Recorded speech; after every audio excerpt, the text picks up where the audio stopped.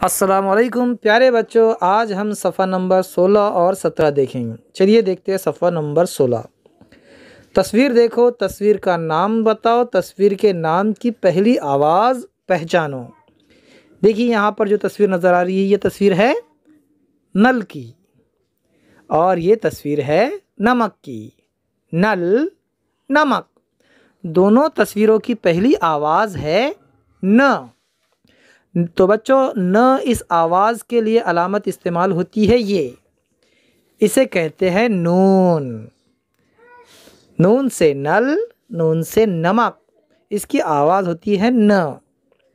नीचे देखिए, यहाँ पर है एक हथौड़ा और एक है हिरन। हथौड़ा, हिरन, दोनों की आवाज़ है ह।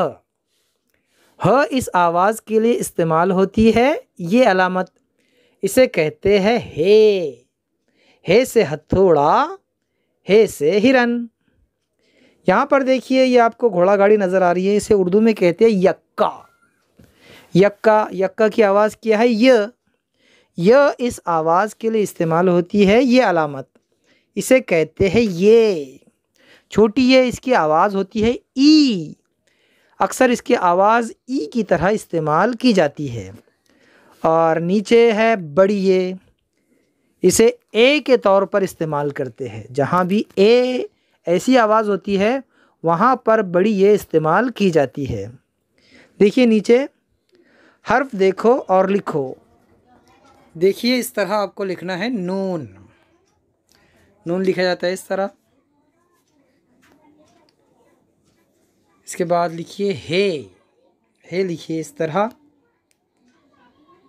छोटी ये लिखेंगे इस तरह और बड़ी ये लिखेंगे इस तरह। इस तरह ये हर्फ अपनी बयाज में लिखिए। सफ़ा नंबर 17 की नशी सरगर्मी देखिए। चौकोन में दिए हुए लफ्ज़ों की पहली आवाज़ को ज़ोर से अदा करो। देखिए हम पहली आवाज़ को ज़ोर से अदा करते हैं। यहाँ पर चौकोन में जो लफ्ज़ दिए गए हैं, यहाँ पर देखो नाक, न, नान, न, नाव, नाग, इन सब की पहली आवाज़ है न। न इस आवाज़ के लिए इस्तेमाल होती है अलामत, देखिए इसे कहते हैं नून। यहाँ पर देखिए हाथी, हार, हारी, हाथ, ह आवाज़ आई है यहाँ पर। यहाँ पर देखिए याक, यारी, याद, यार, य इस आवाज़ के लिए ये वाली अलामत, इसे उर्दू में ये कहते हैं। इसकी आवाज़ य की तरह होती है और जब दरमियान में होती है तो तब वो ई की तरह आवाज़ देती है।